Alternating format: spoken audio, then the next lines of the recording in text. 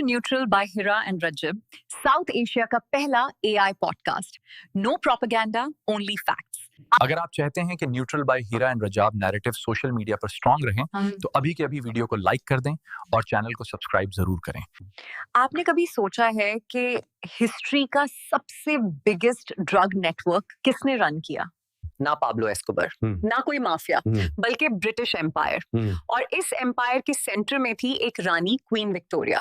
कुछ हिस्टोरियंस सीधा कहते हैं queen Victoria was the biggest drug dealer in history. आज हम बात करेंगे एक ऐसी कहानी की जो टेक्स्ट बुक्स में छुपा दी गई, लेकिन चाइना और साउथ एशिया आज भी जिसका दर्द महसूस करता है. 19th सेंचुरी में ब्रिटेन वर्ल्ड की सुपर पावर थी. उन्हें चाइना से टी, सिल्क और पोर्सलिन चाहिए था. मसला सिर्फ एक था, चाइना को ब्रिटिश चीजों में कोई इंटरेस्ट नहीं था. तो ब्रिटेन के पास ट्रेड डेफिसिट था और फिर उन्होंने एक डर्टी लेकिन प्रॉफिटेबल स्ट्रेटेजी चूज की. ड्रग्स, ब्रिटिश गवर्नमेंट ने अपनी कंपनी ईस्ट इंडिया कंपनी को फुल परमिशन दी. इंडिया में ओपियम ग्रो करो, फार्मर्स को मजबूर करो और फिर इस ओपियम को चाइना भेजो.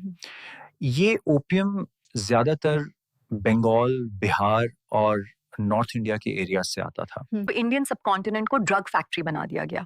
इंडियन फार्मर्स के पास चॉइस नहीं थी. फूड क्रॉप्स छोड़कर ओपियम ग्रो करने पे फोर्स किया गया. लेट 1830s तक ब्रिटेन 40,000 ओपियम चेस्ट्स हर साल चाइना भेज रहा था. हर चेस्ट का वजन ऑलमोस्ट 140 पाउंड्स. सोचिए, ये कोई स्मॉल साइज ट्रेड नहीं था. इसका result millions Chinese addicts, families destroyed, Chinese economy hollow हो गए जब चाइना ने कहा बस अब और नहीं, और ओपियम ट्रेड रिस्ट्रिक्ट करने की कोशिश की. तो ब्रिटेन ने क्या किया? जंग. हिस्ट्री में इन वॉर्स को ओपियम वॉर्स बोला जाता है. फर्स्ट ओपियम वॉर 1839 टू 1842 के दरमियान हुई. ब्रिटेन जीत गया, चाइना को अनइक्वल ट्रीटीज साइन करने पर मजबूर किया. पोर्ट्स खोल दिए गए, ओपियम ट्रेड और बढ़ गया. सेकेंड ओपियम वॉर 1856 से 1860 के दरमियान हुई.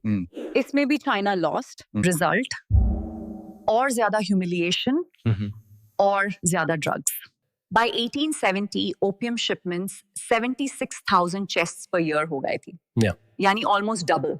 और यहाँ पर एक और बहुत इंपॉर्टेंट हिस्टोरिकल फैक्ट है जो अक्सर डिलिबरेटली हाइड कर लिया जाता है. ब्रिटेन सिर्फ ओपियम सेल नहीं कर रहा था, ब्रिटेन चाइना का सिल्वर ड्रेन कर रहा था.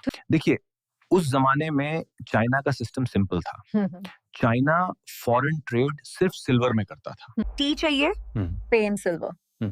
सिल्क चाहिए, पे इन सिल्वर. पोर्सलिन चाहिए, पे इन सिल्वर. ब्रिटेन के पास सिल्वर खत्म हो रहा था क्योंकि चाइना ब्रिटिश गुड्स खरीदता ही नहीं था. तो ब्रिटेन ने सोल्यूशन निकाला, ओपियम के बदले सिल्वर.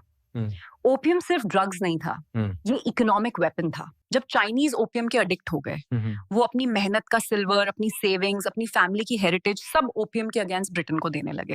अंदाजा लगाया जाता है कि 1810 से 1870 के दरमियान चाइना से हर साल तकरीबन 72 मिलियन आउंसेस सिल्वर ब्रिटेन जा रही थी, जो मुल्क की इकोनॉमी के लिए एक बिग लॉस था. रिजल्ट? चाइना का silver reserve collapsed, currency system weak, inflation exploded, state control failed. यानी बिना एक गोली चलाए चाइना की इकोनॉमी घुटनों पर आ गए. जब चाइनीज गवर्नमेंट ने कहा ये पॉइजन हमारे मुल्क को मार रहा है और पोर्ट्स क्लोज किए, ओपियम बर्न किया, तो ब्रिटेन ने कहा फ्री ट्रेड का वायलेशन. देखिए जरा, ड्रग्स हम बेचें, एडिक्शन तुम्हारा मसला, और अगर तुम रोको तो वार. इससे ज्यादा हिपोक्रेसी हिस्ट्री में कम मिलती है. ओपियम वॉर के बाद ह्यूमिलिएटिंग ट्रीटीज चाइना पे फोर्स की गई. ब्रिटेन को और पोर्ट्स मिल गए, मिशनरीज अलाउड, फॉरेन कोर्ट्स का कंट्रोल, और ओपियम ट्रेड लीगल बना दिया गया. चाइना को सिर्फ ड्रग्स नहीं मिले, चाइना को इकोनॉमिक स्लेवरी मिली और सिल्वर का फ्लो ब्रिटेन की तरफ और तेज हो गया. इसीलिए जब आज चाइना वेस्टर्न लेक्चर सुनता है, human rights, morality, free trade, तो उन्हें याद आता है तुमने फ्री ट्रेड के नाम पे हमारी नस्लें तबाह की थी. इस कहानी का लेसन बहुत क्लियर है. जब ट्रेड फेयर ना हो तो वो ट्रेड नहीं होती, जंग होती है. बस फर्क इतना होता है कि कभी बंदूक से और कभी ड्रग्स और करेंसी से। और यहाँ साउथ एशिया और साउथ ईस्ट एशिया की सब कंट्रीज के लिए एक इम्पोर्टेंट लेसन भी है। हम सब भी ईस्ट इंडिया कंपनी के विक्टिम्स थे, रिसोर्सेज लूटे गए, सोसाइटी डिस्टॉर्ट हुई। ये हिस्ट्री सिर्फ चाइना की नहीं, साउथ एशिया की भी है। आज इंटरेस्टिंग बात यह है, जो एम्पायर कभी दुनिया को ड्रग्स से कंट्रोल करता था, आज वो एम्पायर खुद हिस्ट्री बन चुका है। और जिन कंट्रीज को वीक समझा गया, जैसे चाइना, वो आज अपनी टर्म्स पे खड़े हैं। लेसन सिंपल है, जो अपनी हिस्ट्री भूल जाए वो फ्यूचर किसी और के हाथ दे देता है। हमारे लिए भी ये रिमाइंडर है, अपनी कहानी खुद लिखो, अपनी हिस्ट्री खुद समझो और किसी के सिविलाइजिंग मिशन के धोखाए में ना आओ। क्योंकि जो कल ड्रग ट्रेड को एम्पायर कहता था, आज वो खुद अपने पास्ट का जवाब दे रहा है। हिस्ट्री सिर्फ याद रखने के लिए नहीं होती, हिस्ट्री समझने के लिए होती है। वीडियो को लाइक करें, दोस्तों के साथ शेयर करें और चैनल को सब्सक्राइब करना बिल्कुल मत भूलिए।